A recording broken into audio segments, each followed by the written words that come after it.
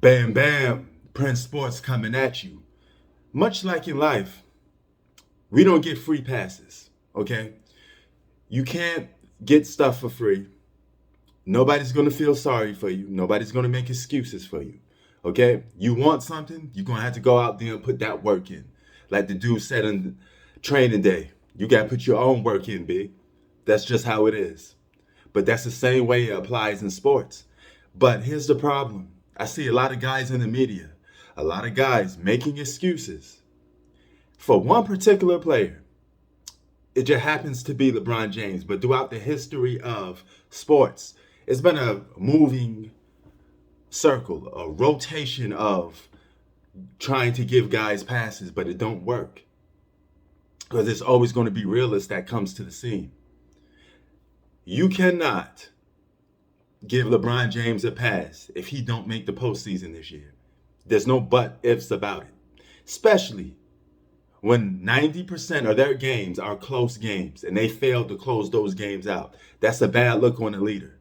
See, being a leader is not just about celebrating when you win. It's about taking losses. All right?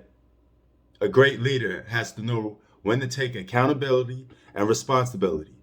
So if I go and tell my landlord, I can't pay the rent because I lost my job, you think she's going to give me a pass? She's going to sit there and say, oh, it's okay. You don't have to pay this month's rent. I give you a pass. There's no such a thing. You either get the job done or you don't. And you cannot, I repeat, have two top 10 players in the world on your roster and not make the postseason. You cannot have a solid role players and not make the postseason. You have more than enough talent to make the postseason. Now, once you make the postseason, depending on your seeding, is how people are going to look at you, whether they consider you a title contender or not. Now, if the Lakers are an 8 seed, a 7 seed, a 6 seed, those aren't recipes for title contenders. You're supposed to get knocked out in the first round for the most part. But if the Lakers find a way to creep up, because you know what? Everybody's pretty much even Steven. There's no super team taking advantage of somebody, okay? You're just going to have to put your own work in and know how to win games. Simple as that, okay? And the fact that you guys are going into this witness protection program for LeBron James is utterly stupid. Okay, it's just stupid. As a man, take some accountability and responsibility.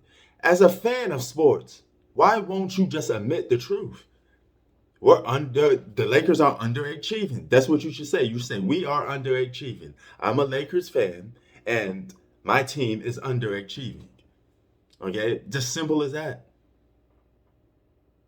There's no rocket science to this. You can't put up those type of numbers and have nobody talk about it, because at the same time, if those numbers LeBron putting up don't matter, I don't want to hear you say nothing when he breaks Kareem's record, right? Because numbers and stats don't mean nothing. You can't have it both ways. You can't keep having excuses and moving the goalposts. If numbers and stats matter and breaking this record matters for you, then the Lakers getting wins and losses with a guy performing at a high level should matter. And if it's more losses than wins, you got to be held accountable for that. If LeBron James do not, I repeat, if he does not make it to the postseason this year, and let's say AD comes back and plays another 25 games, that means he would have played 50 games with LeBron James. I don't care about team chemistry. I don't care about, this is their first time playing together. They won a championship together. Okay? So them as a duo should be able to let those role players play their role. Okay?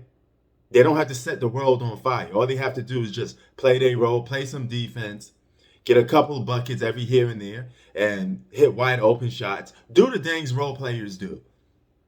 There's no excuses for losing when you're playing with two top 10 players in the world. There's no excuse. Even with one, you still should be able to get the job done, because the Pelicans don't have no team chemistry. but yet they won games, right? There's a lot of teams. The Clippers are still in the playoff picture, you know, and they miss.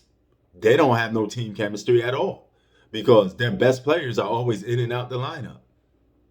So none of that really matters. At the end of the day, what matters? Did you win or did you lose? There's no gray area of success. There's no gray area of failure. Either you're one or the other. It's very simple, right? Either you're successful in life or you're not successful in life. Either you have money or you don't have money. You know, whatever situation you need to fix, that's what you need to get on. Okay? Let's stop with the witness protection. Let's stop making excuses because excuses will only get you nowhere. Prince Sports out. Peace.